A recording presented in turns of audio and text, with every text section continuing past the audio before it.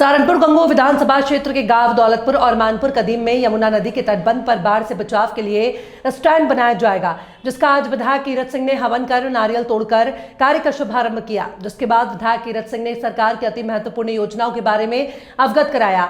यही नहीं, विधायक कीरत सिंह ने नशे के खिलाफ भी पुलिस द्वारा अभियान चलाकर नशा तस्करों से सख्ती से निपटने के निर्देश दिए। कार्यक्रम की अध्यक्षता मंडल अध्यक्ष मांगीराम सैनी और संचालन महामंत्री नवीन सिंह शकरपुर ने किया।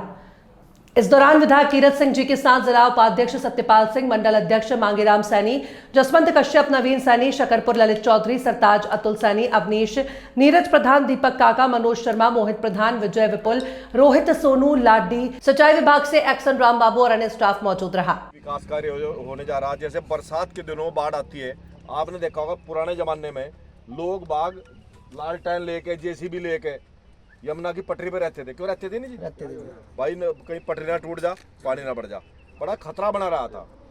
मगर जब से आदरणीय योगी जी की सरकार आई, योगी जी की सरकार ने सारे वो आयाम छुए जहाँ पर हमें आवश्यकता थी, वो काम करने का काम किया।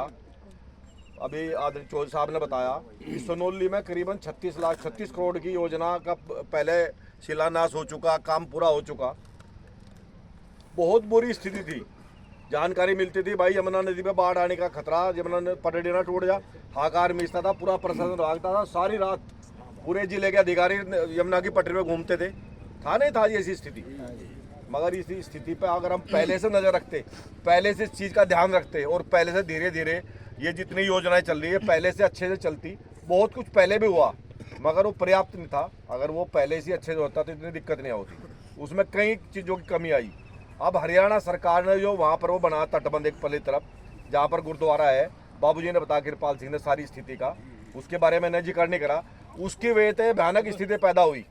तो उस समय के जो लोग थे, राजनीति करने वाले लोग थे, जो हमारी सरकार थी, उसे ध्यान देना चाहिए था कि इतना लंबा हमारा क्षेत्र जो यमुना नदी से सटा हुआ है, ये कैसे बचाएगा, इसकी देख रेख के लिए काम करना चाहिए था। किसी ने कोई ध्यान नहीं दिया। चलो तो पुरानी बात है, इस पर क्या चर्चा करनी। मगर अब हमें जागना है, सोचना है, करना है कि हमारा सारा का सारा क्षेत्र सुरक्षित रहे।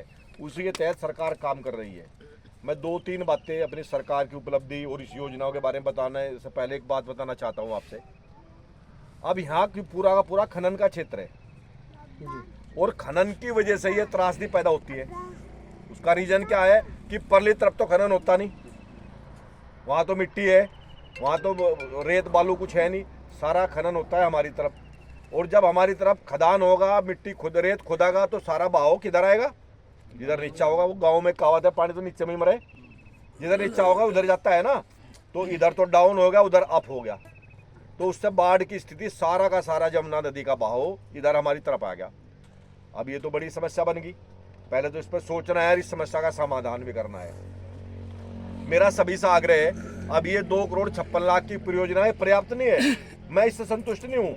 मैंने तो सभी आला अधिकारियों को, आदरणीय जो अपने प्रदेश के मंत्री हैं स्वदेव सिंह से, उनसे आग्रह किया, तब ये स्वीकृत हुई। उससे पहले बहुत कृपाल जी ने परिश्रम किया। कृपाल जी के परिश्रम से पहले सारा काफ़ी कुछ परियोजनाएं हुई। अब पीछे जो पिछला मानसून सत्र था, मानसून सत्र से पहले हमारे क्षेत्र में बाढ़ आई थी। किसी लोगों ने देखा होगा, मैंने हाउस में भी कही थी यह बात कि हमारे क्षेत्र के कहीं काफ़ी एक ट्यूबवेल भागा था। ध्यान नहीं है क्या? सोनोली के बराबर में कल रेडी वालों का बैग था, एक ट्यूबवेल। हाँ, सारा बैग था। मैंने सारा वीडियो हाउस में रखा था, सदन में यह बात रखी थी। मगर अब यमुना नदी की जो त्रासदी है वो हम लोग झेलते हैं, उधर पली तरफ आराम से लोग सोते हैं। मगर मेरी पूरी चिंता है कि मैं अपने सभी भाइयों का, क्षेत्रवासियों का पूरा ध्यान रखूंगा और ये योजना स्वीकृत हुई है।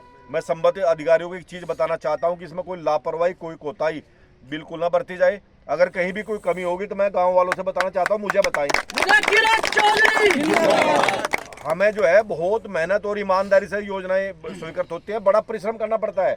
कृपाल जी को पता, थोड़ा थोड़ा ये नीचे चलते हैं।